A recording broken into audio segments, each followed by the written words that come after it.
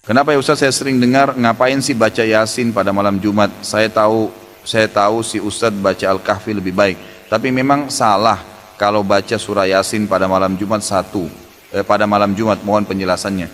Bukan salah kalau seandainya Anda kebetulan baca dari Al-Baqarah sampai akhir terlintas surah Yasin, atau Anda memang lagi pengen baca surah Yasin pada saat itu. Yang keliru kalau Anda tentukan setiap malam Jumat baca Yasin. Penentuan sebuah ibadah di waktu tertentu itu butuh dalil, butuh penuntun, gitu kan? Penuntun. Kalau Al-Kahfi jelas ada perintahnya, Kalau ini tidak ada perintahnya, tidak ada hadis yang khusus menjelaskan baca Yasin di malam Jumat. Nah, kalau kita kebetulan mau baca, pengen baca surah Yasin, umum saja gitu, bukan karena ditentukan malam Jumatnya, maka dibaca silahkan. Tapi kalau dihubungkan dengan waktu malam Jumat gitu kan, apalagi dengan tempat tertentu, ini butuh dalil penjelasan, butuh dalil untuk menjelaskan.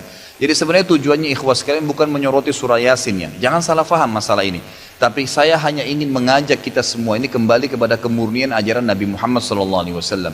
Apa yang beliau tuntun kerjain, yang tidak ada tuntunannya jangan ditambah. Sedangkan yang sudah ada sudah banyak sekali gitu kan. Kalau kita hanya pilih Yasin daripada surah Al-Kahfi, berarti kita meninggalkan yang lebih pantas gitu kan. Semestinya begitu. Jadi memilihnya di waktu malam Jumat ini butuh dalil yang menjelaskan. Kemudian persoalan tentang Yasinan. Yasin itu kan baca surat Yasin. Yasin itu bagian dari Al-Quran. Sepanjang tidak kemudian dikhususkan Yasin misalnya, saya pengen Yasin yang lainnya tidak baik misalnya, maka mohon maaf, kalimat mengkhususkan kepada Yasin dengan menepikan ayat yang lain itu yang tidak benar. Kalau baca Yasinnya nggak ada masalah. Ibu mau Yasinan silahkan, mau Baqarahan silahkan, mau Ali Imranan silahkan, mau Maidahan silahkan, nggak ada masalah, silahkan. Mau baca-baca sepanjang yang baik-baik. Jadi di situ pelajari, baca isinya, pahami artinya dan amalkan dalam kehidupan kita. Malam sekarang baca Yasin, besok misalnya baca Ali Imran, besoknya Al-Maidah, nggak ada masalah, silahkan. Yang penting dalam bacaan-bacaan itu ada kebaikan-kebaikan, sepanjang tidak menepikan ayat-ayat yang lainnya. Atau misalnya kalau saya baca Yasin, rezeki saya bisa lebih mudah. Atau kalau saya baca Yasin, saya bisa terbang misalnya kan. Jadi saingan sama burung. Nah itu yang kalimat-kalimat itu yang kita hindari. Silahkan keluarkan karena setiap ayat Quran ada fadilahnya, keutamaan-keutamaannya. Kalau ibu ingin bacakan silahkan. Misal, ibu bacakan surah Al-Ikhlas. Qul huwallahu ahad. Al-Ikhlas itu disebut sepertiga Quran. Kalau ibu bacakan Al-Ikhlas kemudian salah satunya apa?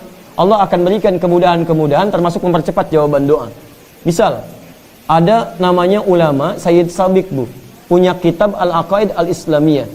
Di dalam kitab ini sampai halaman 59, beliau keluarkan hadis posisi paling kanan sebelah bawah tentang seorang sahabat Nabi ketika mau berdoa diawali dengan Al-Ikhlas.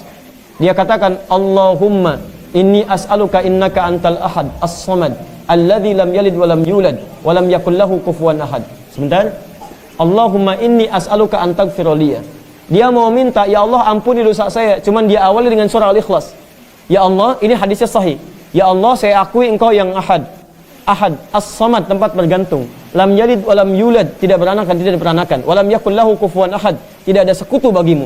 Permohonannya, Allahumma inni as'aluka an taghfira li. Ya Allah, mohon ampuni dosa saya.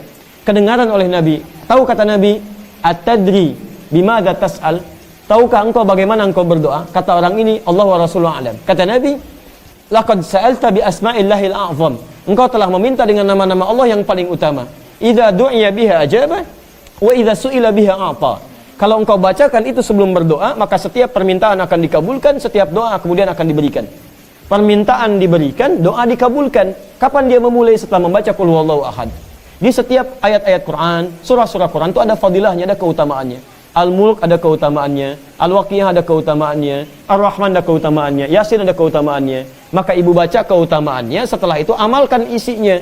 Setelah diamalkan, maka fadilah akan diberikan oleh Allah Subhanahu wa taala. Misal, orang tua kita dulu mengatakan, kalau ibu pengen punya anak laki-laki, ganteng, soleh, maka baca surat Yusuf. Kalau anaknya ingin cantik, baik, soleh, maka baca surat.